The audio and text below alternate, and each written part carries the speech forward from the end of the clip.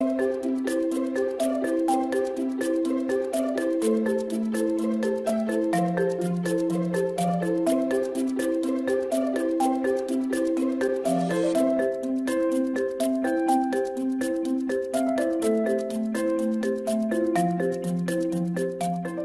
da mucho gusto saludarles esta mañana. Muy buenos días y pues agradecemos su presencia a nombre de la comunidad climática mexicana. Reciba la más cordial bienvenida a este seminario titulado Evitar, Cambiar y Mejorar, un enfoque para el transporte bajo en emisiones. En esta sesión tenemos el gusto de contar con la colaboración para el desarrollo de este seminario, por un lado, de la Iniciativa Climática de México y WRI México, instituciones que somos parte de la comunidad climática mexicana, así como con la participación de la Dirección de Movilidad y Transporte de Zapopan, del municipio de Zapopan en Jalisco, y de la Secretaría de Movilidad de la Ciudad de México, a quienes les agradecemos infinitamente su disposición a colaborar con nosotros en la realización de este seminario. Bueno, pues este es el seminario número 31 que hemos desarrollado hasta ahora, desde que se creó la comunidad. Estos seminarios, para recordarles que se llevan a cabo los miércoles de cada 2 semanas a esta misma hora. En caso de que estén interesadas en los seminarios anteriores, les invitamos a revisar las grabaciones que están disponibles en nuestra página web, comunidadclimaticamexicana.mx. En el chat van a poder encontrar el enlace a nuestra página web. Bueno, pues para dar un poco de contexto, gracias. La comunidad es un esfuerzo conjunto de la mesa directiva de la Asociación Nacional de Autoridades Ambientales Estatales, o la ANAE, la Iniciativa Climática de México, ICM, y el Instituto de Recursos Mundiales México, o WRI, por sus siglas en inglés. El objetivo de esta comunidad es acelerar la acción climática de los gobiernos subnacionales en línea con la trayectoria del 1.5 grados centígrados de calentamiento global a través de la consolidación de una comunidad que promueva espacios de colaboración, acompañamiento y fortalecimiento de capacidades con el fin de promover el desarrollo sustentable, resiliente y bajo en carbono.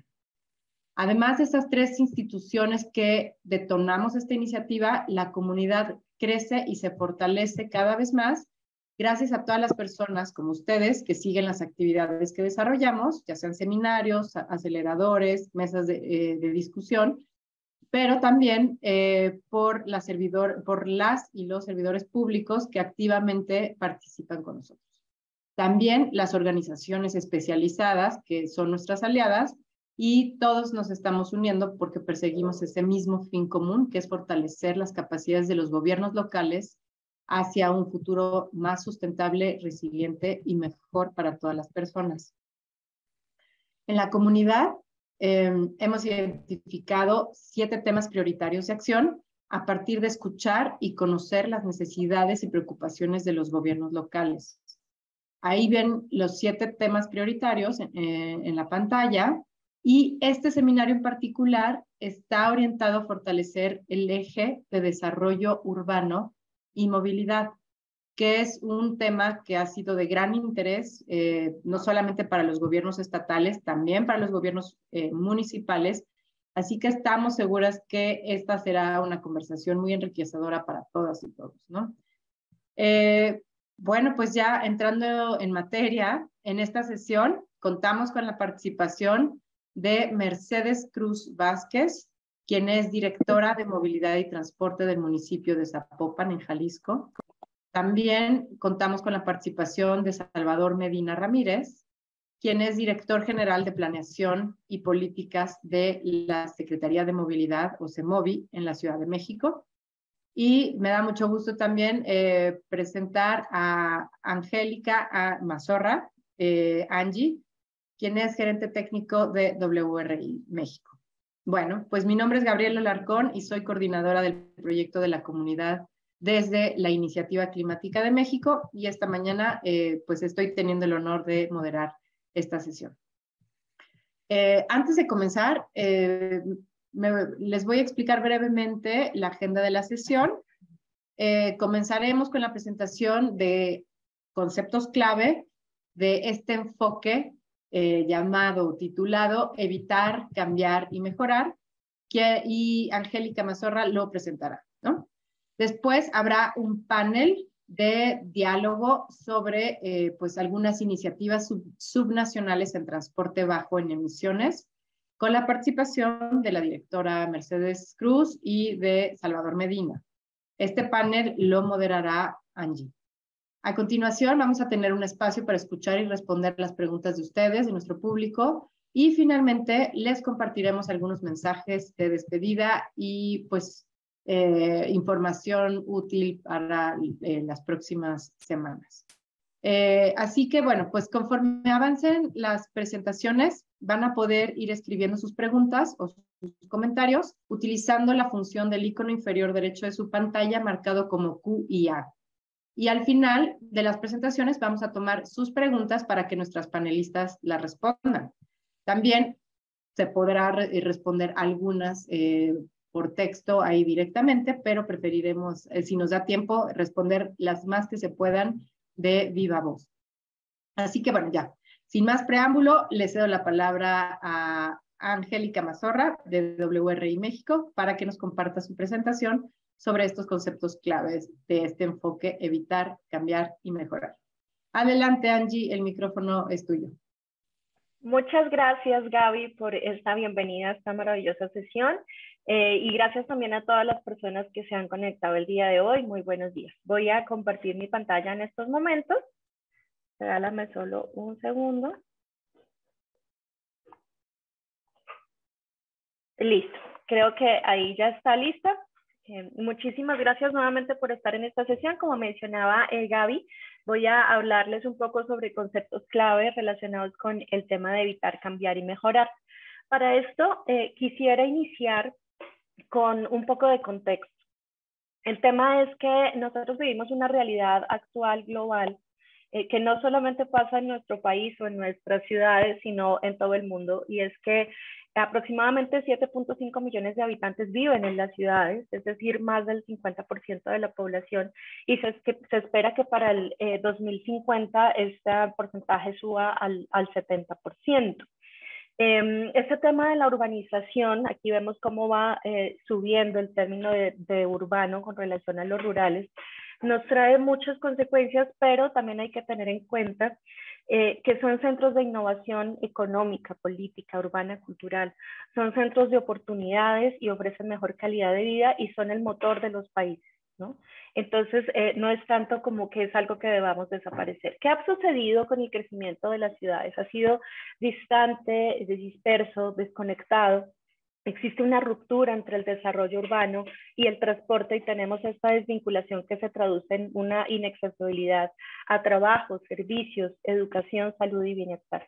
Vemos en muchas de nuestras grandes ciudades que el modelo que se trazó inicialmente es un modelo en donde existen estas islas, donde están las zonas industriales, las zonas de trabajo, las zonas escolares, las zonas de vivienda, y entonces esto genera que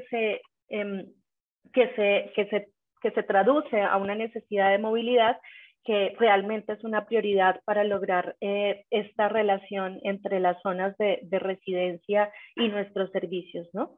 Todo esto se traduce en unos altos índices de motorización, perdemos productividad por el congestionamiento, por los tiempos que nos da desplazarnos y la baja eficiencia en la movilidad urbana.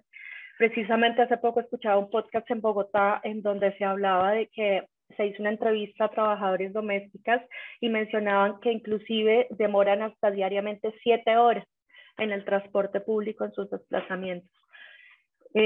Adicional a esto tenemos, por ejemplo, un tema de inversión en infraestructura que está muy abocado a través de los tiempos a transporte privado, ¿no? Vemos que esto ha ido cambiando las ciudades, sin embargo, aquí estos son unos datos de Ciudad de México. Vemos que el 74% de los recursos están destinados hacia el automóvil, mientras tanto es un poco porcentaje hacia el transporte público y qué a decir por ejemplo, de la proporción para la población que utiliza la bicicleta o los peatones, ¿no? Entonces, este tipo de desigualdades pues generan muchos consecuencias, ¿no? Tenemos una baja calidad del transporte público, vemos que realmente cada vez es más visible que el transporte público pues no es bueno, no es de buena calidad, es costoso. Aquí tenemos una noticia en donde dice solo 3 ciudades en México tienen servicios adecuados de transporte y movilidad, y pues eso genera nuevamente varias consecuencias, ¿no? Altos costos para movilizarse, altos índices de accidentalidad.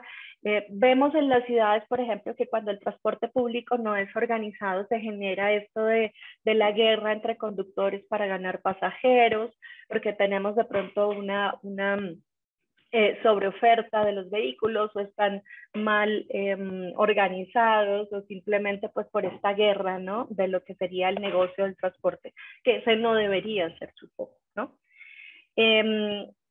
Incluimos, pues no podría faltar evidentemente el tema de las altas emisiones contaminantes, ¿no? Tenemos que 7 millones de personas mueren al año como consecuencia de la exposición a la contaminación atmosférica. Es decir, 1 de cada 8 muertes, según la Organización Mundial de la Salud, corresponde a la contaminación atmosférica. Y aunque no todo esto es relacionado 100% con el transporte, sabemos que el transporte tiene un gran porcentaje sobre este tema. Y entonces nos preguntamos, pero ¿hacia dónde vamos a avanzar? ¿No? Si ya sabemos todo el contexto, los inconvenientes, y aparecen este tipo de metodologías en inglés, por sus siglas en inglés es ASI, que implican evitar o reducir o avoid, cambiar o mantener, el tema de shift, y mejorar como improve, ¿no? Esta es una metodología que tiene un enfoque de sostenibilidad ambiental, busca aumentar la eficiencia basada en el comportamiento de los consumidores en lugar de los productores, para que sus elecciones sean más sostenibles ambientalmente. Por ejemplo, en el primer paso, que sería evitar o reducir, el consumidor elige usar nada o menos de un recurso. En el segundo paso, el consumidor cambia de un método de consumo menos sostenible a uno más sostenible, y si ya está utilizando una opción sostenible, entonces se mantiene en esa opción. Y como tercero tenemos el tema de mejorar, en donde el consumidor aumenta la eficiencia de los recursos de un bien o de un servicio existente. Esto relacionado con el mundo del transporte, pues el consumidor es el habitante de las ciudades, ¿no? Es nuestro usuario de transporte, de movilidad en diferentes medios de transporte, ¿no? ¿Cómo hablaríamos de la metodología ASI o este tipo de metodología con referencia a un transporte urbano sostenible? Tendríamos, por ejemplo, en realidad hay muchos estudios relacionados con esta metodología. Aquí solamente estoy dando un ejemplo. Evitar, por ejemplo, viajes innecesarios, ¿no? Consolidar la ciudad, y esto tiene que ver mucho con el desarrollo urbano, ¿no? Empezar a pensar ya en ciudades que sean estas ciudades de 15 minutos, por ejemplo, en donde podamos tener los diferentes servicios cerca y podamos caminar o podamos utilizar otro tipo de modos.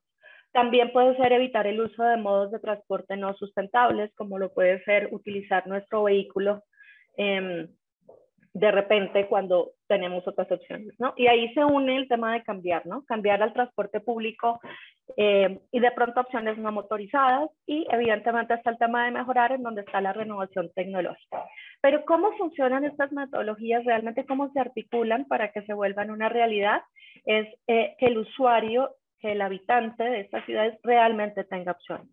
No podemos pedirle a este consumidor, a este habitante de las ciudades, que simplemente pues elimine los viajes, porque realmente es una necesidad, ¿no? O que cambie el automóvil por transporte público. Pues ¿qué pasa si no hay una transformación del transporte público? Acá estoy poniendo solamente unos ejemplos de Ciudad de México, que ha hecho grandes esfuerzos realmente por tener muchas opciones de transporte, ¿no? Por eso por ahí decían alguna noticia que solo 3 ciudades en México, pero es interesante ver cómo le ha apostado, por ejemplo, hacia la electromovilidad. Aquí vemos la línea 3 del Metrobús completamente eléctrica, vemos la mejora que hemos tenido con los trolebuses, que también son eléctricos, y vemos la renovación de la línea 1, el cablebús, que también son eléctricos. Entonces es pensar en que, por ejemplo, cuando uno dice transformación del transporte público, no implica cambiar los buses, por ejemplo, de diésel a buses de batería. No necesariamente. Sí es una de las opciones, pero también tenemos los troles, pero también tenemos el metro, pero también tenemos el cablebús. Entonces es pensar como en esta transformación del transporte público de diferentes opciones. Y aquí también he puesto la renovación de autobuses del RTP, porque así no es necesario, digamos, que 100% del transporte sea cero emisiones, pero sí se puede lograr una baja de emisiones, por ejemplo, renovando las flotas de diésel a una tecnología mejores, como puede ser la Euro 5, haciendo esas mejoras de los vehículos, ¿no? Pero en la medida en que nosotros ofrezcamos al usuario, al habitante de las ciudades estas opciones, pues él puede iniciar con este proceso de la metodología de evitar, modificar, reducir e innovar, ¿no? También entonces está la promoción de modos no motorizados, poder pensar precisamente en infraestructura para los peatones, espacio. Aquí vemos pues una calle muy amplia, pero también están las aceras o los andenes, como se dice en diferentes países. Pensar en un sistema de bicicletas compartidas, algo que vamos a ver ahora muy interesante en tema de infraestructura para bicicletas. No es solamente decir, cámbiate, usa un modo más sustentable, trata de utilizar otros modos y no dejar opciones, ¿no? Entonces, aquí vemos otras opciones. También, por ejemplo, desincentivar el uso del vehículo privado por medio, por ejemplo, de cobros de estacionamiento en las calles, lo que llamamos aquí en México parquímetros.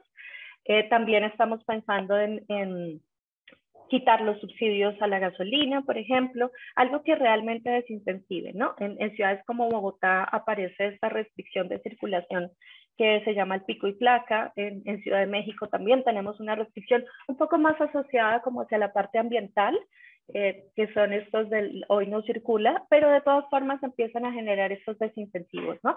Insisto nuevamente, lo importante de que esto funcione es que los usuarios tengan opciones. No puedes simplemente desincentivar y no tener ninguna opción para el usuario.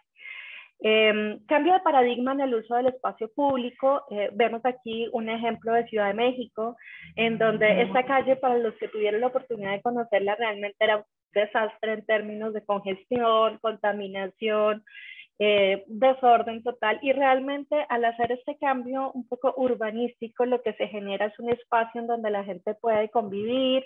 Digamos que el centro siempre va a continuar siendo congestionado, un poco caótico, pero realmente encontrar estos espacios en los que tú puedas, cerca del Zócalo, estar como sentado, tomarte un café, es algo interesante para vivir la ciudad de formas diferentes. Tenemos también que incluir aquí el tema de la innovación y la tecnología, que está relacionada con nuevos servicios de movilidad, avances en las tecnologías de la información, conectividad, recopilación de datos, que es muy importante para tomar decisiones inteligentes y asertivas. Tenemos sistemas inteligentes de control que nos permitan nuevamente atrapar datos y tomar decisiones en tiempo real y que nos permitan ver cómo están funcionando nuestros diferentes sistemas. Autopistas urbanas, por ejemplo, para generar un transporte multimodal eficiente y gestionar la demanda. En algunas grandes ciudades pues ya no está permitido ingresar, por ejemplo, al centro y se generan como estos rutas, autopistas, pues que son fuera de las ciudades y que permiten para tener esta opción de desplazamiento rápido para las personas que así lo requieran y pues tienen el recurso para pagar. Sistemas de coches compartidos. También se utiliza mucho. ¿Y qué más? Pues sería genial que fueran sistemas de coches compartidos y adicional eléctricos. O sea, ya se van como intercambiando soluciones y mezclando. En conclusión, ¿qué es lo que más nos funciona para que este tipo de tecnología, de metodologías tengan un buen desarrollo, estas tecnologías como tipo ASI? Es pensar de manera diferente.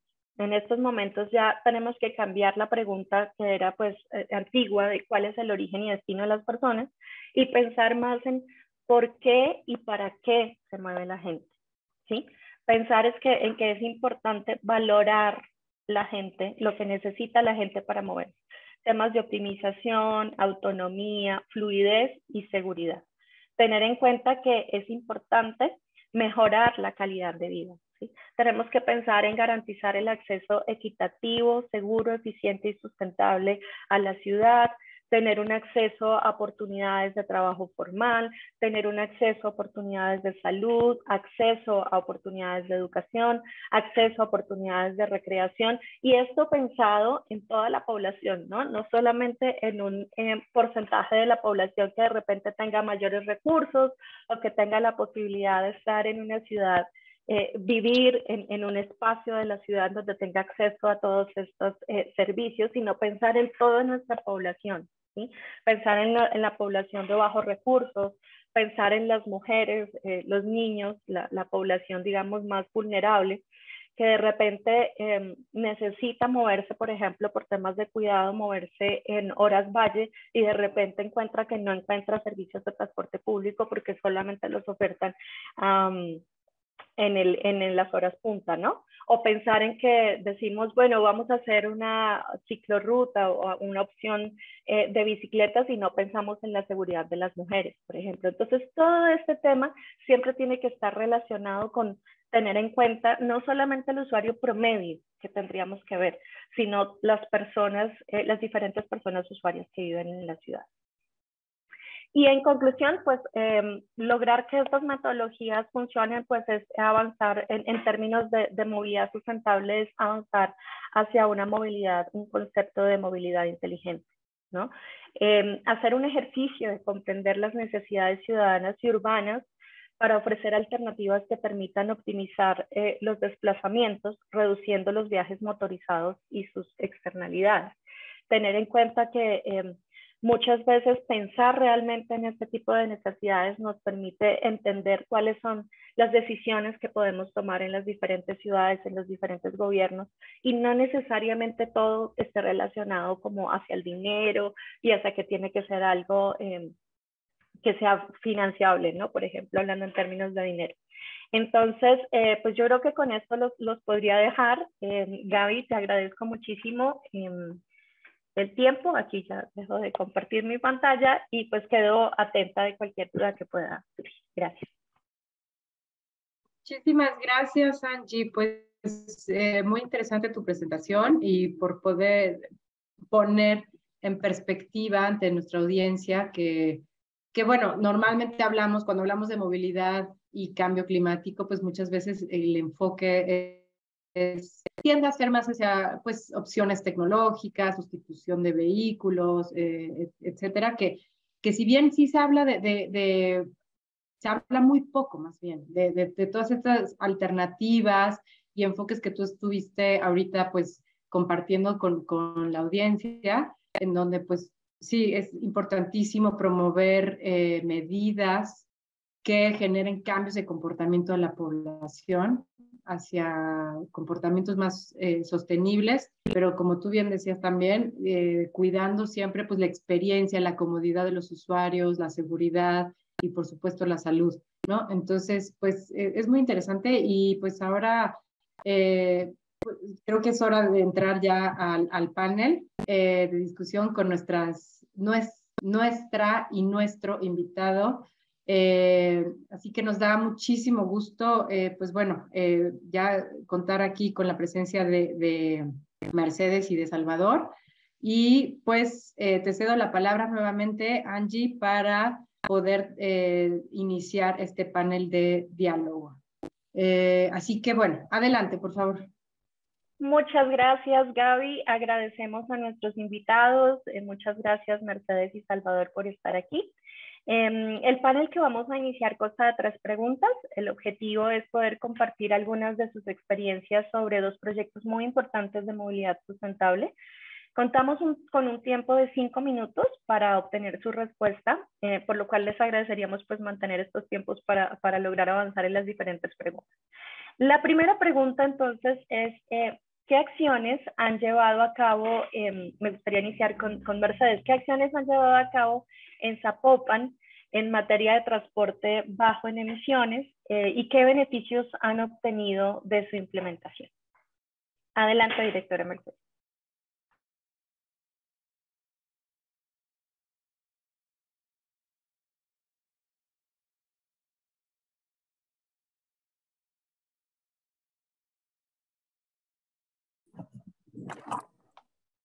Hola, Hola, ¿qué tal? Bueno, a, a ver, me voy a cambiar de computadora rapidísimo porque se me está colapsando un poquito aquí el internet. A ver,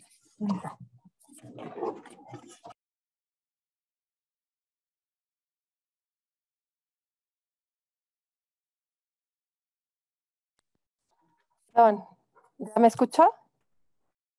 Me falló un poco aquí el internet, una disculpa, pero bueno, parece que ya se resolvió. Muchísimas gracias antes que nada por la invitación. Y bueno, a mí me gustaría dar una introducción rapidísima de lo que hacemos en la Dirección de Movilidad y Transporte, porque creo que va ligada a la pregunta puntual que nos hacen. En materia de transporte, nosotros por atribución directa, al ser una municipalidad, localidad, el tema del transporte público como tal no es nuestra atribución directa. Entonces, hemos venido implementando una serie de acciones que sí nos permiten fortalecer la red de ciclovías, la movilidad activa, pero a través de 5 unidades, que creo que le abonan a lo que tú mencionabas en materia de transporte bajo en emisiones, ¿no? Nuestras unidades, la primera es la gestión del estacionamiento. Entonces, a través del programa de acción contra el cambio climático, tenemos 8 acciones en materia de estacionamiento, como encarecer los costos del estacionamiento, programas de aquí hay lugar para ordenar el espacio, la vigilancia constante. Entonces, esto le abona a desincentivar el uso del auto, ¿no? A través de estas políticas de gestión del estacionamiento. Otra de las unidades que tenemos es la de vinculación. En esta vinculación es donde trabajamos con, por ejemplo, la Agencia de Cooperación Alemana, donde implementamos un pilotaje de bahías para ser más eficiente como el tema de la última milla y también evaluar cómo este tipo de proyectos pueden impactar y reducir las emisiones. Con UK Pact también para hacer un estudio de movilidad eléctrica para ver en qué lugares de la zona de Zapopan se pueden establecer algunos puntos de recarga cuando transitemos un poco más a este tipo de vehículos. Tenemos otra unidad también que es de vinculación, de educación y cultura, que me encanta porque creo que todos estos temas de movilidad, de espacio público, pues, de crisis climática que estamos enfrentando, los tenemos que abordar desde la educación y la cultura. Entonces aquí tenemos programas, por ejemplo, Luchadores Viales, que es uno de nuestros programas emblemáticos, que son estos personajes como luchadores, tal cual, ¿no? Que se disfrazan con su máscara y demás, y van a las escuelas a educar a los niños de primaria en materia de cultura vial, seguridad vial. Entonces, este tipo de personajes son representaciones teatrales, también se hicieron unas pequeñas representaciones virtuales en una página, los invito, me voy a permitir hacer el comercial completo, luchadoresviales.mx para que visiten la página y vean estas representaciones. Seguimos yendo a todas las escuelas primarias, tenemos activaciones y estas representaciones educativas en el espacio público, en los cruceros. Entonces, estos programas creo que son muy interesantes. También tenemos un curso de educación vial, los que resultan infractores, que invaden la banqueta, con programas Banquetas Libres, por ejemplo, les damos este curso de educación vial para que entiendan todo el tema del transporte. Y tenemos 2 unidades en donde ya atacamos como la infraestructura puntualmente, que es la unidad de movilidad sustentable y de dictaminación y planeación. En Zapopan hoy ya tenemos una red de 113 kilómetros de ciclovías, estamos trabajando pequeñas redes, concursamos también, por ejemplo, ahora resultamos finalistas en el de Calles Mexicanas de ITDP para un proyecto de Copérnico, que es un corredor verde con infraestructura ciclista bajo el concepto de calle completa. Entonces, le seguimos abonando estos temas de infraestructura ciclista, de recuperación de banquetas. Queremos hacer 500 kilómetros de banquetas, que se está trabajando en esta administración, pero insisto, bajo el concepto de calle completa para también fortalecer la intermodalidad, ¿no? Creo que esa es una clave, tú lo mencionabas, ¿no? En la presentación de hace un momento, o sea, son una serie de políticas transversales que deben de ir sumando. Y en el área de dictaminación y planeación es porque somos muy conscientes que en Zapopan, bajo el lema de la ciudad de las niñas y de los niños, porque también creemos que si construimos la ciudad donde una niña y un niño se puedan mover libremente, pues construimos la ciudad para todos. Entonces, Zapopan hoy es la ciudad de las niñas y de los niños. Entonces, bajo este esquema también tenemos en los impactos de infraestructura, cruceros seguros, ordenamiento de colonias, programas como senderos seguros, donde se mejora la infraestructura, se instalan ciclopuertos, se evalúan los recorridos y buscamos estos temas de seguridad vial. Y trabajamos de la mano, lo que decía, como la ciudad de los niños, con la sociedad civil también y con la academia. O sea, estamos muy conscientes que esta ciudad de las niñas y de los niños no se puede construir sola. Entonces, a través de esta unidad de dictaminación y planeación, como parte de acciones de mitigación que vienen establecidas en nuestro Código Urbano Estatal, a los nuevos desarrollos les pedimos que intervengan en el espacio público también para generar estos condicionamientos para la intermodalidad. Perdón. Y con ellos hemos construido también kilómetros de ciclovía, tenemos proyectadas, o sea, hacer la prolongación Américas, en fin, una serie de intervenciones nuevas. Estamos ahorita proyectando de parte de nosotros 20 kilómetros nuevos a la red en este programa de presupuesto anual, y junto con las acciones de mitigación, pues tenemos otros 20 más o menos que se pueden implementar en el siguiente año. Me fui muy rápido, ¿verdad? No, está perfecto. Muchísimas gracias. Muchas gracias, directora Mercedes. La verdad es muy interesante. Ahora pues nos gustaría escuchar a Salvador con la misma pregunta, conocer qué acciones se ha llevado a cabo, en este caso en Ciudad de México, relacionadas con transporte bajo emisiones y pues los beneficios que han adquirido por esa implementación. Muchas gracias. Bueno, hola, ¿qué tal? ¿Me escuchan todos bien? Bueno, nuevamente un poco la confusión tal vez de la pregunta, porque como mencionaba, ¿no? Me invitaron un poco para hablar de las ciclovías insurgentes, entonces ya adelantaron muchas de las acciones que hace la Ciudad de México, que en realidad es una fracción de todo lo que hace. Y podría pasarme horas y horas hablando de eso, y creo que no es necesario como repetir una y otra vez todo eso. Me enfocaré en dado caso mejor en la parte de infraestructura ciclista con el caso específico de la ciclovía insurgentes. Creo que lo primero que nosotros desde la Ciudad de México tenemos un enfoque un tanto diferente. Todas las acciones que hacemos tienen objetivos y metas transversales de corte ambiental, digamos. Nosotros no perseguimos el objetivo ambiental como un objetivo primario, sino más bien es una cosa que debe de estar incluida per se. Si no, no tiene sentido hacerlo, para empezar. Segundo, en el tema de la infraestructura ciclista, nosotros hemos pensado en la bici como una parte más del sistema de movilidad, no como un elemento que está reemplazando otro, no como un elemento aislado, no como un elemento que no tiene nada que ver muchas veces con la movilidad de una ciudad.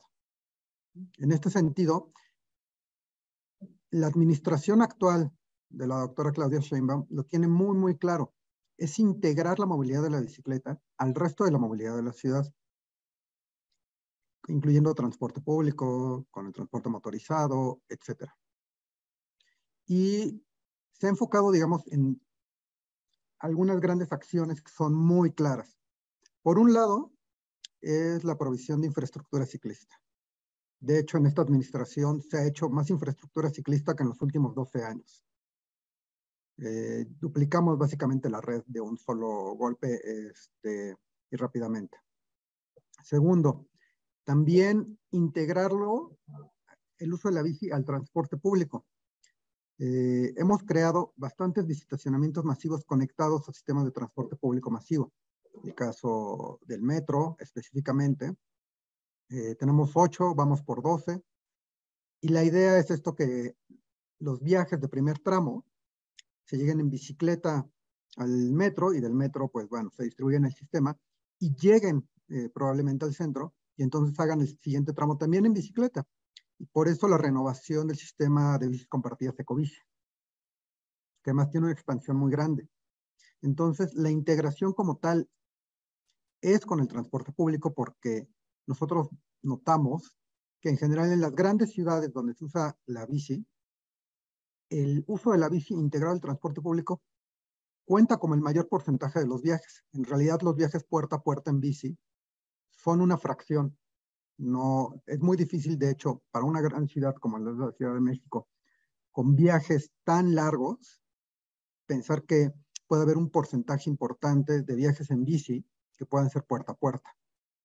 De hecho, sería justamente difícil que sucediera simplemente por las distancias, por los trayectos, la orografía, la estructura urbana, en fin. El caso de la Ciudad de México es bastante especial en ese sentido. Cuando muchas veces hablan, pues no sé, la mayor parte de los viajes en promedio están a 5 kilómetros, En parte es cierto, pero no toman en cuenta que hay a veces que cruzar barrancas, no toman en cuenta que hay que cruzar barreras urbanas, no toman en cuenta que hay colinas, y eso en bici es un gran desincentivo, porque no es una ruta directa. Conectar los viajes al transporte público para el primero y último tramo en realidad es importantísimo. No solamente eso, la infraestructura ciclista la hemos enfocado en 3 estrategias grandes. La primera, nos encontramos con una infraestructura ciclista dispersa, pedacería de ciclovías, ciclocarriles, senderos, en fin. Lo que nosotros hemos hecho son pequeñas uniones entre ellas, que es lo que llamamos futuras de infraestructura ciclista. La segunda es la creación de redes donde ya hay usuarios ciclistas. La mayor parte de los usuarios ciclistas están en la periferia y tradicionalmente se había enfocado en crear infraestructura ciclista dentro de la ciudad, en las partes más centrales y de más altos ingresos. De hecho, eso es fomentar la desigualdad y en muchas veces tiene resultados poco claros, poco evidentes, ¿no? Si no hubiera venido acompañado esto del sistema Ecobici, probablemente no hubiera habido un crecimiento del uso de la bicicleta en estas zonas. Y adicionalmente estamos creando conexiones regionales, que esto es lo más importante, viajes de grandes distancias y conexiones dentro de la red ciclista. Y aquí es donde entra el caso de la ciclovía Insurgentes. El caso de la ciclovía Insurgentes probablemente es paradigmático porque crea una infraestructura ciclista y de conexión muy grande, muy larga, entre el norte y el sur de la ciudad, básicamente cruzando la mitad de la ciudad, y que conecta muchas infraestructuras. Cruza por la zona de Ecobici, cruza por muchas infraestructuras de transporte público, estaciones, en fin. En ese sentido es un proyecto no menor, es un proyecto mayor en el sentido de el impulso a la bici, justamente dentro de la Ciudad de México. Una ciclovía de este tipo y de esta magnitud además, hay pocas realmente dentro de la ciudad. Probablemente solo es equiparable con la ciclovía de Reforma, que también cruza por el centro de la ciudad un poco entre oriente y poniente, y que se fue construyendo en secciones. Esta se construyó, digamos, de un solo golpe. Entonces también hay una diferencia muy grande, ¿no? Y a diferencia de las otras que tenían un objetivo pensado en su momento como de impulso a la bici per se, el nuestro fue mucho más ambicioso porque sí está pensado como parte esencial de cómo se mueve la ciudad, no solamente del impulso. El caso de la ciclovía Reforma, además fue construido en su momento por la Secretaría de Medio Ambiente, junto con la Secretaría de Obras. En este caso, viene como una planeación dentro de la Secretaría de Movilidad, pensado justamente con el resto de los modos. Y esto es algo que normalmente no se dice, no se habla en términos institucionales. Antes, toda la parte de política de la bici estaba dentro de medio ambiente. Y esto generaba muchas fricciones institucionales, muchos problemas a veces de comunicación. Sin embargo, funcionaba con sus problemas.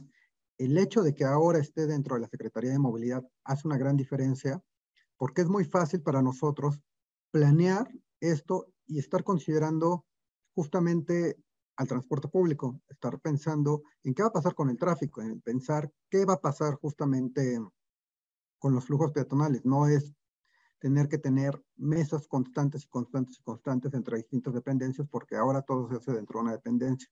Esto reduce los costos simplemente de planeación y los tiempos los acelera. En fin, lo dejaré ahí como contexto antes de pasar a otras cosas. Muchas gracias, Salvador. Muy interesante lo que nos mencionas. Entender siempre que todos tengamos claro que hace parte de un sistema, ¿no? Todo el tema de la integralidad me parece muy importante. Y aprovechando que ya nos estás hablando sobre la ciclovía Insurgentes y este tema, si nos puedes compartir cuáles han sido los principales retos para esta implementación, te agradecería.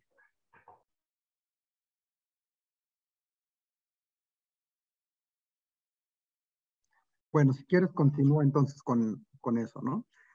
Creo que también deberíamos de partir cómo nació la ciclovía Insurgentes. Tal vez tengo aquí una presentación que fue cuando hicimos la misma ciclovía. La voy a compartir rápido, nada más para mostrarles algo, ¿no? De cómo nace. ¿Ya la ven? Perfecto. Sí. un poco como antecedentes. Lo primero es que nació como una ciclovía emergente, en el sentido de que al inicio de la pandemia, algo que nosotros vimos inmediatamente sucediendo sobre Insurgentes fue una gran cantidad de ciclistas, y especialmente de repartidores. El hecho de que se hiciera, digamos, el encierro masivo, literal, de millones de personas en esta ciudad, y el riesgo de contagio hizo que muchos recurrieran al uso de la bicicleta para hacer sus traslados, especialmente, pues, lo que le llamaban los trabajadores esenciales, ¿no?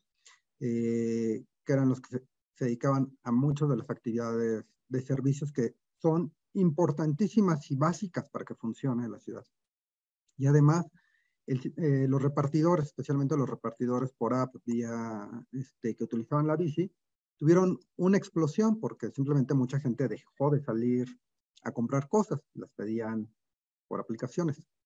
Y lo que nosotros vimos fue un crecimiento importantísimo en esta vialidad, que curiosamente no se había visto antes. Sí había ciclistas, pero era extraño, no había tantos.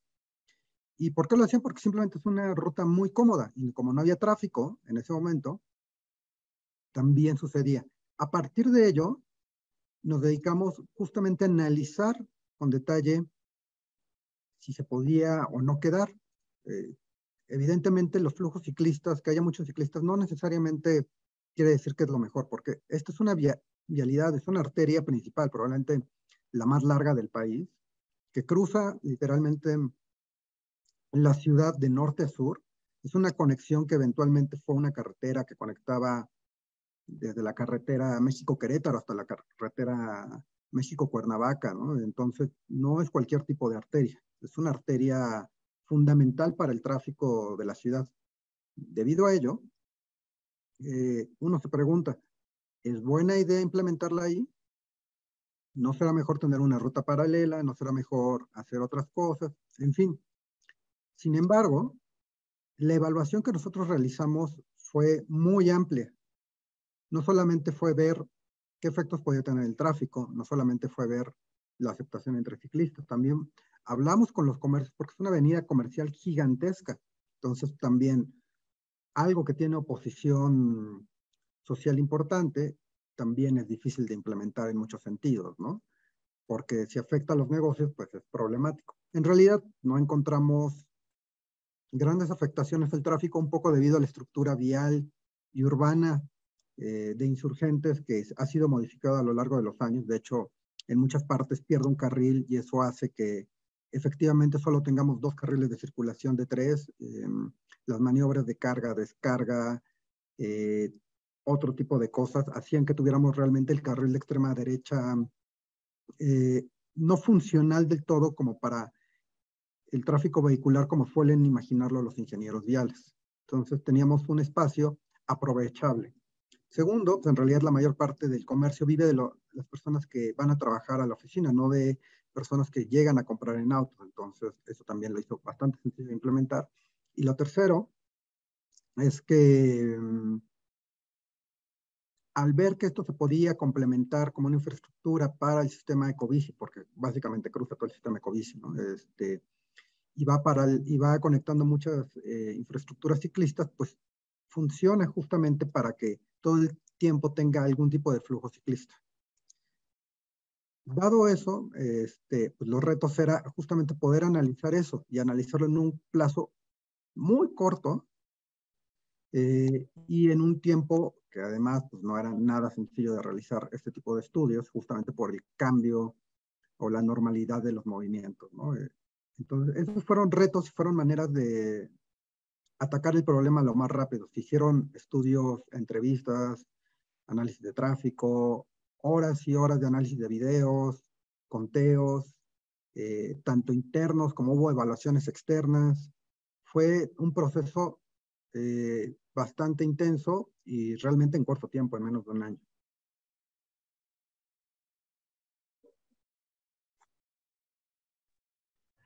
Muchas gracias, Salvador, por lo que nos compartes. Tu información es muy interesante.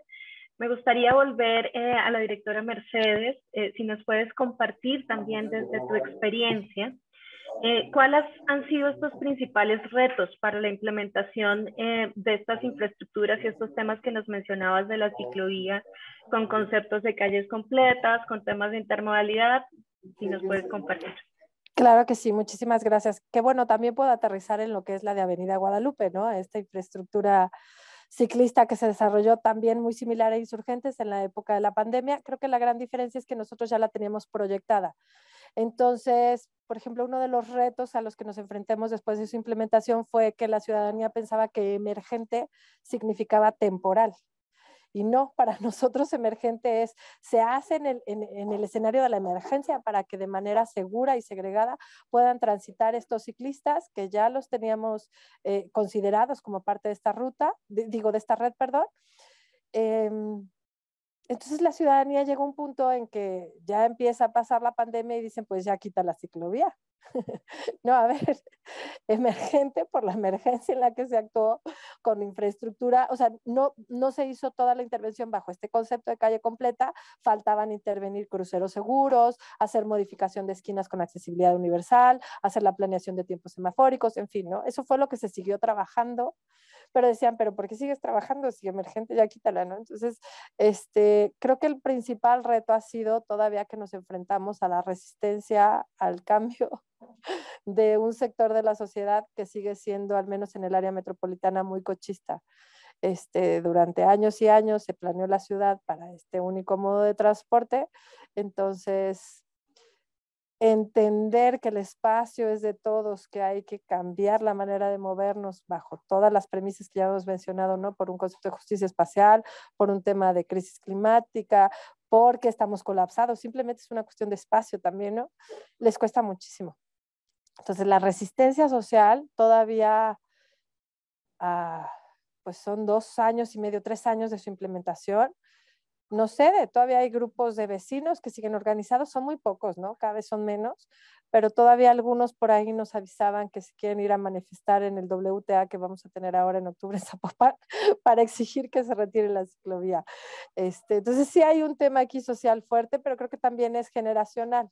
O sea, hay grupos ciclistas, muchos jóvenes que salen a la calle y la defienden, ¿no? Hace, ¿qué serán? Unos meses, en enero, febrero, todavía tuvo que salir nuestro presidente municipal a decir públicamente y en medios, la ciclovía se queda. O sea, que no siga habiendo como estas ideas de que se va a modificar, se va a retirar, se va a hacer bidireccional. La ciclovía de Guadalupe son 5.5 kilómetros, pero es metropolitana, entonces eso también ha sido muy interesante, que en el área metropolitana venimos trabajando en conjunto a través de la estructura de una junta de gobierno que hay, una mesa metropolitana de movilidad, trabajamos en coordinación. En el caso específico de Zapopan y Guadalajara, somos ciudades hermanas, entonces estas ciclovías son 14, casi 15 kilómetros y atraviesa Zapopan y Guadalajara. Es muy interesante porque va de una zona que es muy densa y conecta, cruza periférico, pasa por un corredor gastronómico que es una zona turística, donde hay mucho flujo comercial, y llega a una zona que, bueno, económicamente está un poco más deprimida, entonces que hay que renovarla, hay que generar las acciones de conectividad, y tenemos pues mucho flujo, que para el área metropolitana es una de las ciclovías que más se transita en el horario de máxima demanda. En algunos de los puntos tenemos hasta 500 ciclistas. Entonces, digo, en el discurso de la ciudadanía que se opone todavía, que genera esta resistencia, dice, pero ¿para qué quieren ciclovías? Si estamos ahí en el tráfico y nada más vemos que pasa un ciclista o no pasa ninguno. Decimos, pues que no los vean no significa que no pasen y que no genere como toda esta ruta de conectividad y que permita la intermodalidad, como bien decía Salvador de Segovia, aunque el transporte público no es una atribución directa de nosotros, pero sí nos coordinamos con el Estado también para que ya las rutas de transporte tengan racks para bicicleta, para que se permita el acceso a la línea 3. En el caso específico de Zapopan, de las bicicletas en horarios valle, en horarios pico, todavía no logramos hacer ahí el trabajo de convencimiento. Tenemos mi macro periférico que acaba de arrancar también, entonces también ya hay racks y ciclopuertos y estamos trabajando en una red de ciclopuertos para que puedan dejar la bicicleta de manera segura y puedan tomar las rutas de transporte público y fortalecer así este esquema de intermodalidad. Sobre el tramo de la ciclovía de Guadalupe ya tenemos varios puntos donde hay ciclopuertos, conecta con este sistema de mi macro, con otros tramos de rutas alimentadoras y como les digo llega hasta Guadalajara, ¿no? A la zona de Arcos donde también se conecta con otra red y donde también toca el sistema de mi bici pública, que es como similar a Ecobici, pero tampoco lo trabajamos nosotros desde Zapopan directamente, es a través de la agencia metropolitana, que es a través de esta junta de gobierno, quienes operan mi bici, pero tenemos varias estaciones y que fortalecen esta ruta de la ciclovía de Guadalupe. Muchísimas gracias, Mercedes. Muy interesante también. Yo creo que me quedo con algo que es como común en ambas ciclovías y es este tema de volver a la normalidad, ¿no? Lo que nos trajo el cambio de pandemia, esta nueva normalidad que ya muchos estamos viendo que parece que no cambió nada en muchos temas y las personas tienen este tema de la resistencia al cambio, ¿no? Está súper interesante. Yo creo que ya nos vamos a pasar entonces a nuestra tercera pregunta, en donde empezaría nuevamente contigo, Mercedes, y luego con la intervención de Salvador. La pregunta es, ¿qué recomendarían a personas servidoras públicas de otros estados que están explorando estas diversas iniciativas de movilidad sustentable? Híjoles, bueno, creo que lo primero sería que cualquier proyecto que hagan de intervención en espacio público lo hagan bajo estos criterios de calles completas, o sea, que siempre prioricen la pirámide de la movilidad, o sea, que haya prioridad peatonal y ciclista, que busquen los esquemas de sostenibilidad, seguridad vial, justicia espacial, accesibilidad universal, porque de repente se dejan estos temas, en el caso de Zapopan, como a la dirección de movilidad, ¿no? O medio ambiente, pero luego tenemos obras públicas, ordenamiento de territorio, mejoramiento urbano, o sea, son muchas las dependencias que inciden y hay que trabajar en equipo, bajo la misma lógica e ir sumando. Creo que eso es algo muy importante a considerar. Creo que hay que buscar a actores estratégicos a favor de la agenda.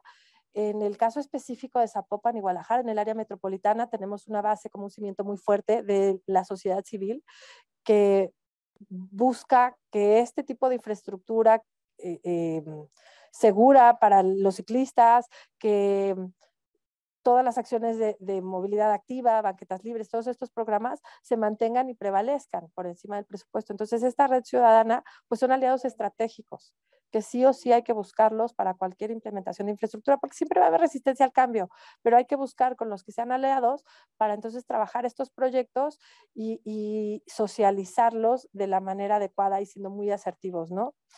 También creo que hay que buscar transformar la agenda desde muchas ópticas. Por eso mencionaba al principio estos temas que van de la mano, los cursos de educación vial, los programas para las infancias como luchadores viales, entonces la biciescuela, la vía recreativa, la gente va percibiendo que la ciudad se puede vivir de otra manera, que te puedes mover de otra manera, y entonces ya cuando llega la infraestructura, todos estos esquemas van apoyando las políticas de cambio y transformación. También pues la intermodalidad, ¿no? La multimodalidad, eso es clave en una ciudad. Y que no tomemos este tipo de urgen desde un aspecto político, porque digo, si es para funcionarios específicamente esta recomendación, de repente a los funcionarios les detiene mucho el tema de lo político, ¿no? Pero ¿quién se va a poner? ¿Qué pasa si no están de acuerdo? ¿Qué pasa si hay manifestación y el grupo de tal, estos comerciantes específicos se oponen, ¿no? ¿O qué pasa con la oposición? Creo que hay decisiones, como este tipo de decisiones en materia de movilidad activa, en materia de desincentivar el uso del auto y transformar la manera en que nos movemos en las ciudades, que no pueden esperar a este tipo de situaciones. Entonces, que seamos valientes todos en la toma de decisiones, creo que eso es clave, que no nos dé temor sabiendo que vamos por el camino correcto, pues. Ya hay mucha información, hay mucho apoyo y si hay una red fuerte a nivel nacional e internacional que puede dar soporte, o sea, no están solos en eso, entonces hay que tomar decisiones encaminadas a esto. Muchas gracias, Mercedes. Salvador, te escuchamos. Bueno, nosotros, yo creo que esto le puede interesar a muchos gobiernos locales. Se sorprenderán que hemos hecho prácticamente 200 kilómetros, alrededor de 200 kilómetros de infraestructura ciclista, prácticamente sin una sola protesta. Eso sin prácticamente resistencia, sin prácticamente discursos negativos, sin tener que recurrir justamente mucho a los medios. Tenemos 2 o 3 casos importantes, pero son 2 o 3 casos que han venido sucediendo desde hace muchos años, pero en general no hemos tenido resistencia. Y esto se debe a algunas cosas muy importantes, digamos, que hemos hecho. Uno que diríamos que son las bases internas y otra como la situación externa. Las bases internas, creo que eso es importante para todos, ¿no? Uno es tener un equipo técnico que pueda resolver rápidamente la planificación. Nosotros creamos un área de planificación de infraestructura ciclista dentro de la Secretaría de Movilidad. Entonces tenemos un equipo adentro de la Secretaría que se dedica exclusivamente a eso. No solo eso, tenemos de alguna u otra manera el compromiso de la jefa de gobierno y entonces hay presupuesto. Estas 2 cosas pues facilitan mucho las cosas porque muchas veces no tienes el plan, tienes el dinero y entonces se atrasa todo y suceden todo tipo de problemas burocráticos que que terminan a veces deteniendo el proyecto. Es ridículo, pero a veces estas cosas burocráticas de tengo dinero pero no tengo el proyecto pueden atrasarlo. A veces tienes el proyecto y no tienes dinero. A veces el proyecto no está del todo bien planteado y se sale del presupuesto. En fin, tener cierta flexibilidad en cómo adaptar rápidamente los proyectos y utilizar el presupuesto es indispensable. Lo segundo, dentro de esto mismo, hemos procurado justamente analizar el problema de cómo integrar más el uso de la bicicleta al resto del sistema de movilidad sin afectarlo tanto en realidad. Y creo que esto es una de las lecciones probablemente más importantes que tenemos. Hemos utilizado, digamos, 2 enfoques generales. El enfoque 1 es utilizar lo que comúnmente los activistas o las ONGs le llaman dietas viales. Muchas veces tenemos infraestructura vial sobrada en las ciudades, porque se diseñaron con carriles muy anchos para transporte de carga en lugares donde no pasa ese transporte de carga. Tenemos carriles arriba de los 3.5 metros, 4 metros, y nosotros podemos reducir el tamaño de los carriles y poner una ciclovía y no pasa absolutamente nada. El mismo flujo vehicular continúa, la capacidad vial continúa, el tráfico continúa y tenemos ahora una ciclovía. Y eso lo hemos hecho en muchos lugares y funciona sin problemas, no causa resistencias, no causa nada, ¿no? Gasto público y trabajo, que es para lo que estamos aquí. Y lo segundo es entrar en un diálogo y en una planeación local sin prejuicio alguno. Por ejemplo, nosotros no nos acercamos a algunas de las colonias, algunos de los asentamientos, etcétera, pensando si son o no cochistas. Nosotros sabemos que la gente usa coches, los usa porque tiene alguna necesidad. Pondré un ejemplo. En la colonia del Valle, en la Ciudad de México, hay edificios muy, muy antiguos que la gente simplemente pues, vive ahí desde hace décadas.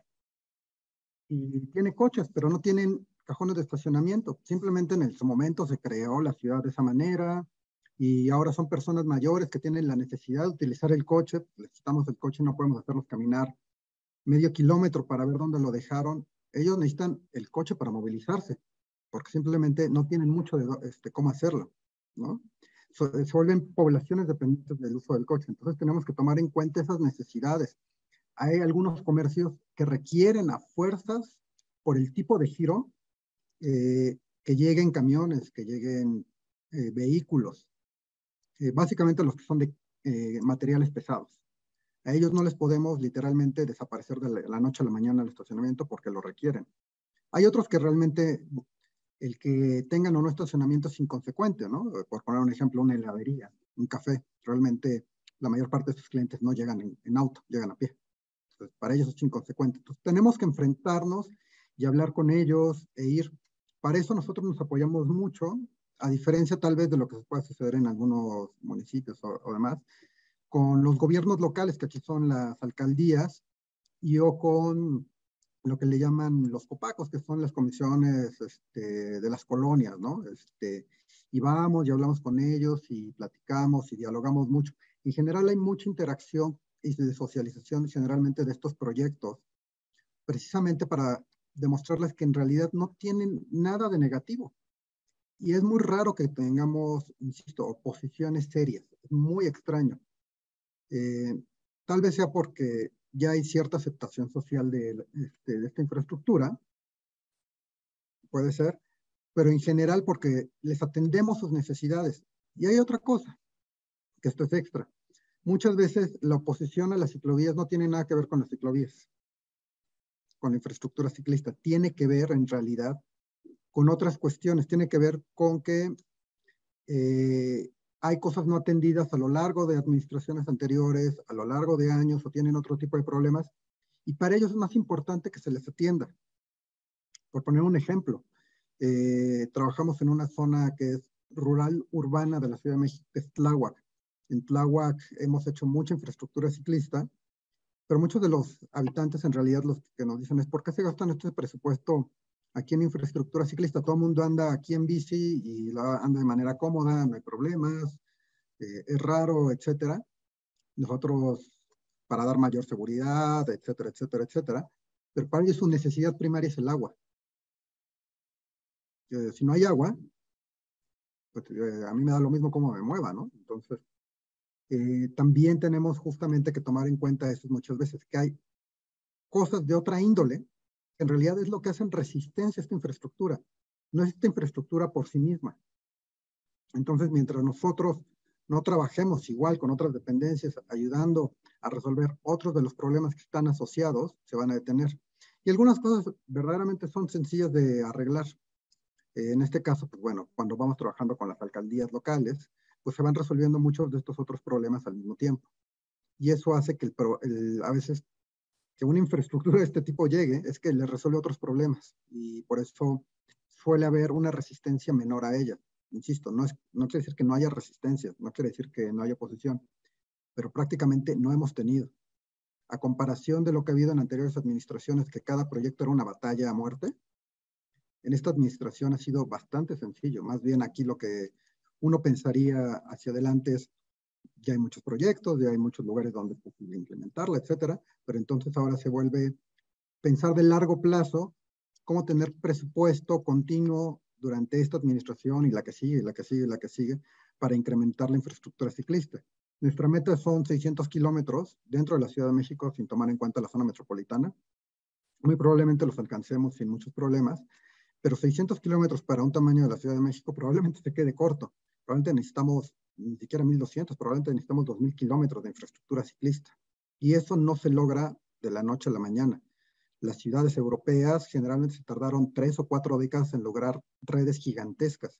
Y eso es lo que algo no se toma en cuenta, ¿no? Muchas veces se habla de que somos campeones por hacer una ciclovía. No, no es cierto. Esto es de trabajo continuo durante décadas y de muchas administraciones. Mientras no se logre eso, en realidad pues puede quedar siendo solamente un adorno. En fin, sería mi participación. Muchas gracias, Salvador. Muy interesante lo que nos comentas. Mercedes, también muchas gracias por tu intervención. Estamos seguros que todo lo que han compartido con nosotros ha despertado gran interés en las personas que están participando en esta sesión y agradecemos enormemente su tiempo. Aquí damos por finalizado el panel y doy la palabra entonces a Gaby. Muchas gracias.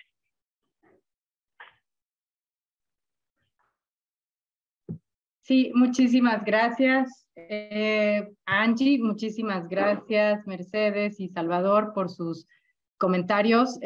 Siempre pues es muy rico escucharles porque pues son perspectivas que apuntan hacia, o sea, perspectivas diversas que apuntan hacia este objetivo y sobre todo pues esta visión integral, reconociendo pues la complejidad de las problemáticas. No hay soluciones únicas para todas las ciudades, ni siquiera para todas las colonias o las calles. Entonces, pues sí, es indispensable ver cómo lo están abordando desde estos dos territorios, ¿no? Para poder superar pues estas barreras a la implementación de este tipo de soluciones de movilidad.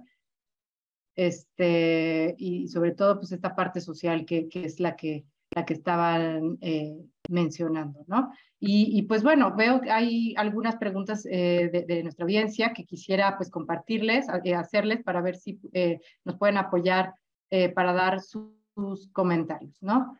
Entonces, bueno, pues la primera persona que puso una pregunta anónima es sobre qué recomendaciones darían para comenzar un proyecto que fortalezca la infraestructura ciclista en una ciudad pequeña. ¿Cómo podríamos empezar? Y aquí un poquito de mi cosecha es, pues, ¿qué elementos, no sé, clave identificarían? ¿Cuáles serían las diferentes etapas? Así como para poder trazar una hoja de ruta básica para poder empezar esto y aplicarlo en una ciudad pequeña, que me imagino que no, por supuesto que no tendría la misma experiencia y capacidades técnico-políticas que como existen en estas dos grandes ciudades que vimos como ejemplo el día de hoy. No sé quién quisiera comenzar a responder esta pregunta. Adelante, por favor, no sé. No, digo, yo digo, tendré que pensar qué tipo de ciudad pequeña hay, ¿no? Lo primero que habría que pensar, en primer lugar, es una infraestructura ciclista, ¿qué es lo que quieres conectar o cuáles son tus objetivos? Y luego, la disponibilidad de espacio que hay. Hay ciudades que son muy planas, realmente, con un tipo de estructura vial de cuadrícula, de damero, y con calles amplias. Realmente ahí es relativamente sencillo hacer algo. Si tú quieres conectar el centro de la ciudad con algunos deportivos y con algunas escuelas, podría ser eso. Justamente conectar los orígenes y destinos es lo más importante. Y no se tiene que partir por ser muy ambicioso. Muchas veces se puede pensar en distintos tipos de infraestructura. No hay que casarse con la idea simplemente de una ciclovía confinada. Hay de todo tipo de infraestructura ciclista. Pueden ser ciclocarriles, pueden ser senderos compartidos con peatones, pueden ser calles de tránsito calmado, en fin. También hay que pensar qué es lo viable en cada ciudad, porque muchas veces este tipo de ciudades más pequeñas suelen no tener espacios destinados a estacionamiento exclusivos, y entonces hay que pensar también una solución, en fin. Hablo un poco como un modelo de ciudad pequeña tipo colonial del centro de México, porque es distinto ese tipo de ciudades que una ciudad pequeña del norte del país, que son mucho más dispersas, mucho más grandes, mucho más amplias, donde sí hay espacio para ciclovías, pero ahí más bien los destinos y orígenes pueden ser muchísimo más grandes y distantes unos entre otros. Bueno, yo más bien le sumaría al tema de la planeación. Creo que es muy importante, antes de arrancar, como lo decía Salvador en su intervención anterior, en tener una planeación. Cuando empezó en el área metropolitana de Guadalajara este tema de exigir un plan integral de movilidad, que no hubiera un viaducto, fue por ahí del 2007, ¿no? Porque la intención era hacer grandes avenidas y viaductos. La sociedad civil paró en seco al gobierno en ese momento y dijo, a ver, espérate, ¿cuál es tu plan integral de movilidad? Entonces creo que hay que tener, si no el documento como un PIMUS terminado, si un plan trazado, un análisis, para ver precisamente dónde se requiere que haya esta conectividad. Entonces, con este plan ya puedes empezar a tomar decisiones de pequeños tramos que te vayan conectando y que tal vez sean estratégicos.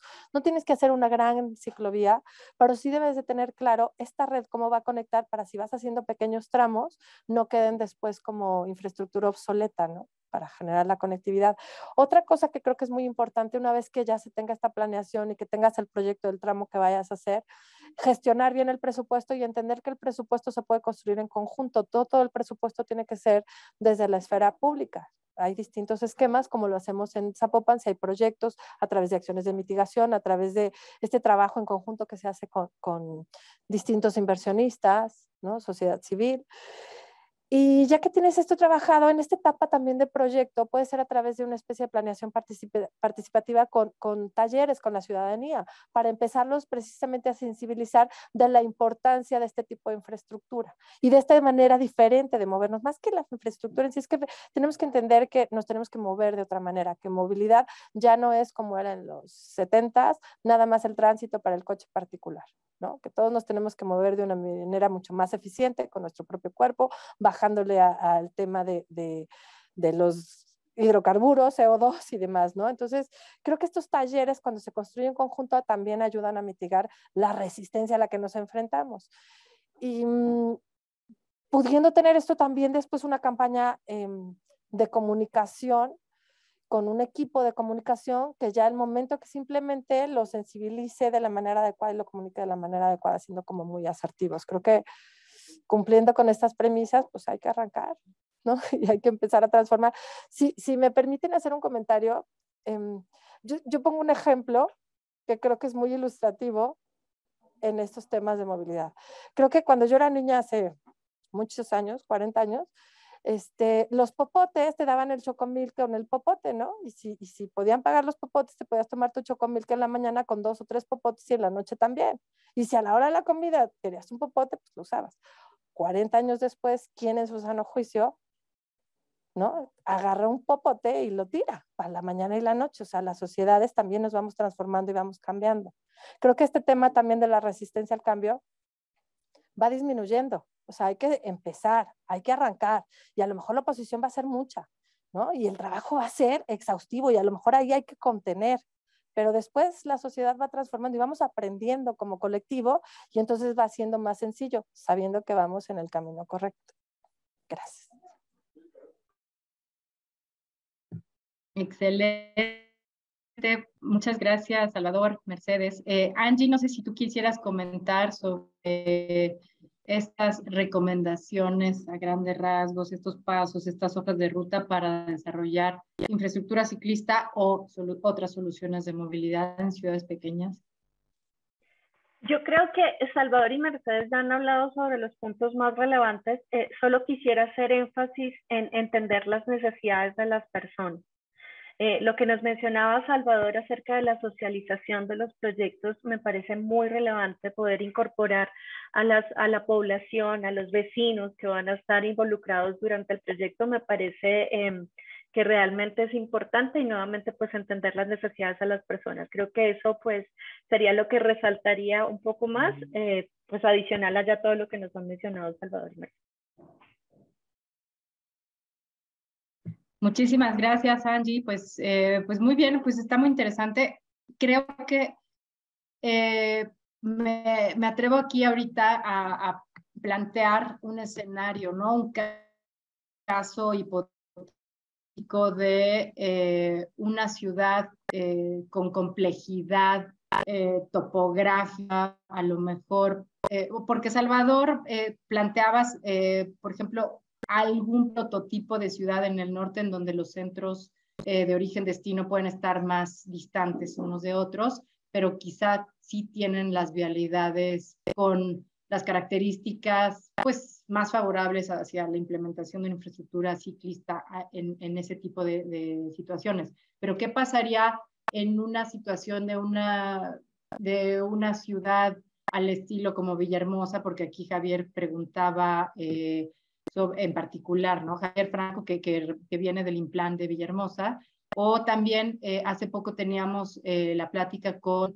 personas que buscaban promover un plan de movilidad sostenible en San Cristóbal de las Casas, en Chiapas, con este tipo de a lo mejor situaciones en donde hay pues zonas que cruzan ríos o la topografía es muy irregular, las calles son pequeñas y no están pensadas para transporte de carga o transporte de grandes dimensiones.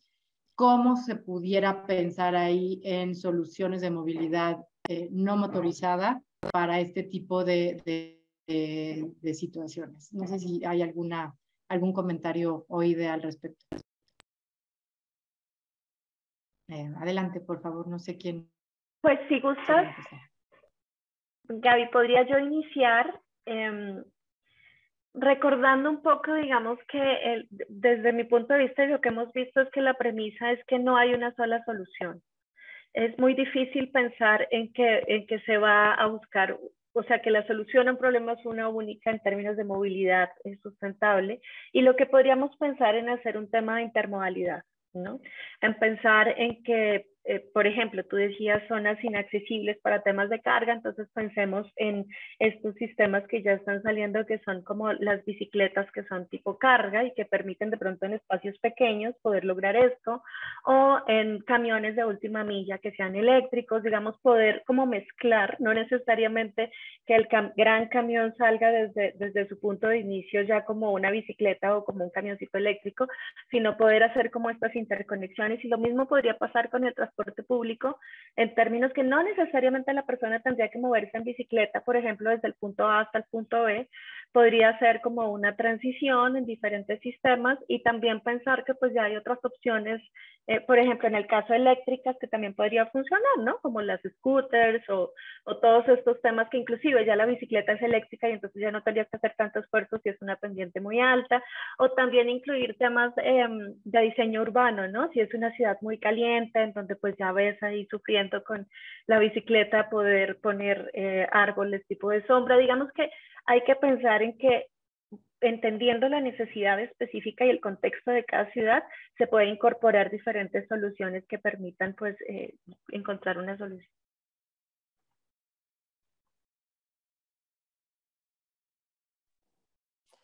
Bueno, totalmente de acuerdo, ¿no? Con Angélica. Creo que a eso hay que apostarle, y nada más abonaría un poco con estos sistemas de micromovilidad también. O sea, no todos estos proyectos son a nivel macro. Por ejemplo, aquí en el caso de Zapopan hay una colonia que es Las Cañadas, que la topografía es muy accidentada, pero ahí está el colegio alemán, y se hizo un estudio, que también estos estudios están a través del PAC municipal de movilidad, un plan de movilidad del colegio, y entonces si se determina que en un radio de 5 kilómetros, más o menos son los estudiantes que van allí, que muchos de ellos viven allí, lo que se les propuso a ellos es que ellos establezcan un sistema de micromovilidad a través de bicicletas eléctricas que ellos mismos operan, ¿no? Las cañadas, para que la misma gente de allí se pueda mover. Ellos están haciendo el proyecto para poder generar esta conectividad, los mismos vecinos se organizaron. Entonces, las transformaciones se pueden dar en muchísimos ámbitos, desde muchos esquemas, y como bien dice Angélica, no hay una sola solución.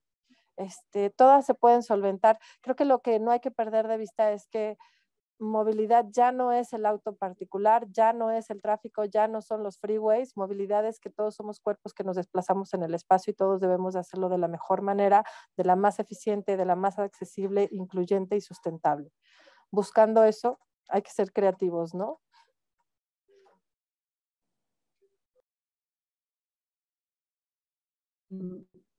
Bueno, pues aquí entonces paso a la siguiente pregunta de Estela, en donde nos pregunta si estaba dirigida hacia ti, Angie, pero también si quieren las demás panelistas responder, adelante, por favor. Y es que la pregunta es si existe alguna política pública implementada de éxito en algún lugar del planeta que esté relacionada con la movilidad en motocicletas, las cuales, pues digo, es un modo de transporte bastante comercial, pero pues también bastante utilizado, ¿no? Y entonces, pues bueno, además de que se consideran peligrosas, también en algunos casos son altamente contaminantes. Entonces, no sé si hubiera algún comentario sobre eso.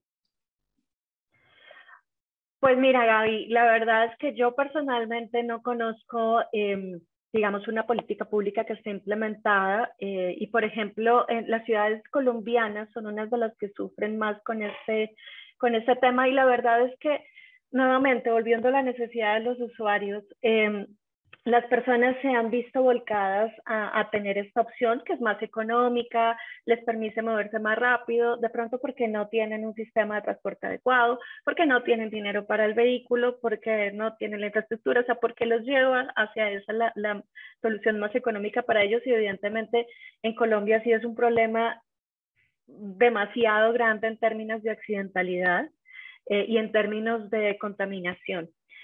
Por lo tanto, yo la verdad no conozco, no sé de otras ciudades en el mundo, pero por lo menos en Colombia y en México, en donde ya estoy empezando a ver en algunas ciudades que empiezan a subir más la cantidad de motos en las ciudades, no conozco de políticas públicas, no sé si de pronto Mercedes y Salvador lo tengan en mente, pero realmente, como les digo, en Colombia es un gran problema y es algo que ya se ha estudiado mucho, ya se está avanzando y entiendo que inclusive ya hay una iniciativa para poder regular este tema. Las legislaciones más avanzadas sin duda son las europeas y probablemente la japonesa y la china, también Corea del Sur, en torno al uso de la motocicleta. Tienen parques vehiculares muy grandes, de hecho de motocicletas, pero están altamente regulados. Y esto se debe a que mucha de la regulación viene desde fábrica, es federal, tienen registros muy fuertes y normas bastante importantes. Sí te puedes encontrar cosas como motocicletas de bajo cilindraje, gente como mal equipada, manejando mal. Es muy común verlo en muchas ciudades europeas, ¿no?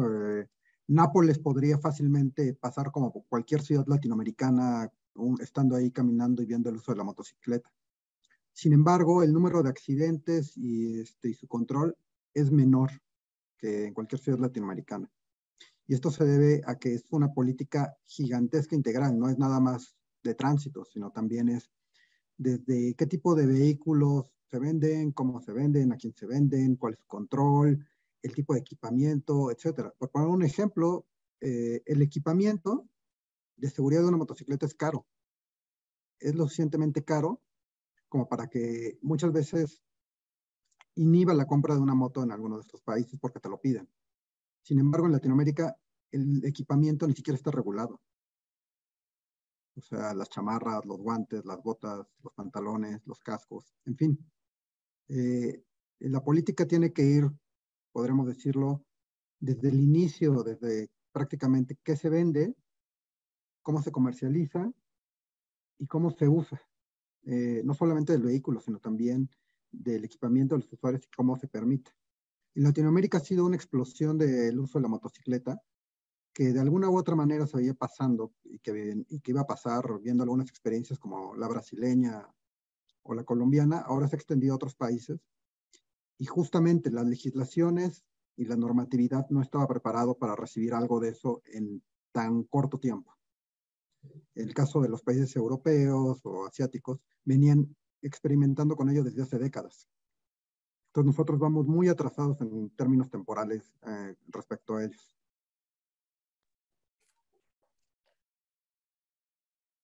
Bueno, abonando un poco al comentario, ahora con la ley general nos dieron 120 días, si no me equivoco, para trabajar nuestras leyes estatales, entonces creo que es una gran oportunidad. En el caso de Jalisco, aunque nosotros somos un gobierno local, una municipalidad, estamos trabajando en coordinación con nuestros diputados estatales para esta modificación de la ley, para armonizarla, y allí sí estamos aprovechando, y es como la invitación a todos los que nos escuchen para que se acerquen y hagan las modificaciones para normar y tratar de regular este tema de las motos. O sea, efectivamente es un tema que desde la comercialización, ¿no? Aquí se venden como si fuera un pan caliente, o sea, llegas a la tienda y dices, quiero una moto, llévatela.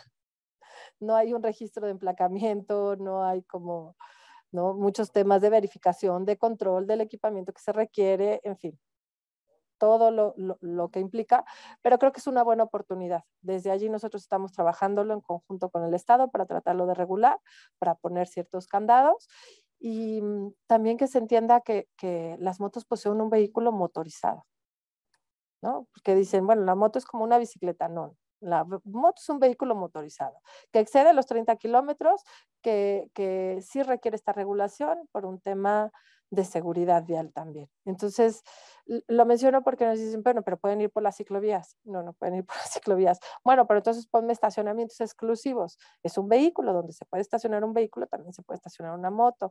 Oye, pero entonces no me pidas a mí verificación, no me pidas la placa, ¿no? La calca, no me exijas Entonces creo que es una buena oportunidad nada más para que la aprovechemos y los regulemos. Gracias. Pues muchas gracias a los tres, porque pues creo que sí hay todavía mucho por explorar acá, y pues por lo que entiendo, yo no soy experta en regulación, ¿no? Menos en motocicletas, pero pues quizá les dejo una idea, a ver a ver qué les parece, pero en el marco de estos grupos o luego mesas de trabajo de autoridades de movilidad o autoridades ambientales u otros espacios que pudiéramos crear, a lo mejor para hacer un intercambio de ideas ya más específicos sobre cómo regular las motocicletas desde el ámbito estatal, ¿no? Porque pues mucho de la regulación pues sí tiene que venir, no sé, desde el orden federal, por lo que ya comentaba Salvador, el tipo de tecnologías, etcétera, pero en la parte del uso pues sí creo que hay mucho todavía por discutir, mejorar y puntualizar, ¿no? No sé, pero bueno. Ok, hay otra pregunta de Adriana Solano que también es muy interesante, sobre todo por el tema de pues, otras alternativas de movilidad, en particular en los teleféricos, ¿no? Entonces, su pregunta es ¿qué tipo de ayuda? Me imagino que se refiere a financiamiento, pero también quizá de apoyo técnico, se puede conseguir para un proyecto de un teleférico, ¿no? Los terrenos del municipio se pueden prestar para el proyecto, pero pues quizá desde el caso de Ciudad de México también se pudiera compartir pues estos modelos de pues a lo mejor de financiamiento de esos proyectos o algunos otros casos como el de pues los de Medellín o algún otro caso en otro lugar del país o de la región. No sé si quisieran pues comentar al respecto. Yo rápido comento, ¿no? La Ciudad de México lo hizo con recursos propios del presupuesto de la ciudad. Entonces, no recurrimos a financiamiento externo.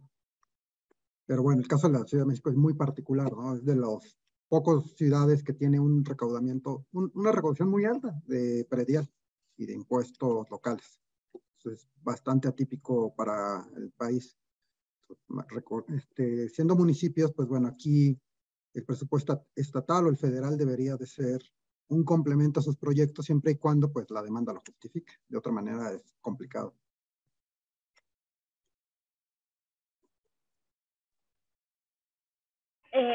Gaby, yo creo que ahí adicionaría el comentario de Salvador. Por ejemplo, en Medellín tengo entendido que también fue algo de la ciudad. Usualmente este tipo de proyectos atienden zonas de alta densidad, pero a veces de bajos recursos. Entonces termina siendo más como un proyecto social. Creo que ese es mi entendimiento de este tipo de proyectos. Entonces también creo que es como más por parte de la ciudad, más que un financiamiento externo. Bueno, pues excelente, muchas gracias por las respuestas. Bueno, pues ahora sí, ya estamos listos para pues cerrar este seminario. Ya se nos acabó el tiempo, desafortunadamente. Así que, pues bueno, agradecerles a todas y todos por sus preguntas y por su interés. Y pues también, por supuesto, a nuestras panelistas por sus respuestas y reflexiones. Mercedes, Salvador y Angie, pues gracias de verdad por sus aportaciones, y pues antes de despedirnos queremos hacerles unos breves anuncios. El próximo 21 de septiembre a las 10 de la mañana se va a llevar a cabo el siguiente seminario titulado Oportunidades para la implementación de esquemas comunitarios de generación distribuida. Van a poder encontrar el enlace de registro en la sección de este chat y ojalá que puedan acompañarnos en esta sesión. Al finalizar, van a encontrar una encuesta de solamente 4 preguntas y les agradeceremos muchísimo si tienen oportunidad de dejarnos su opinión sobre este seminario. Y pues ya ahora sí, cerrando, pues muchas gracias nuevamente a todos y todas, a ICM y WRI México por su apoyo en la organización de este seminario y pues por acompañarnos.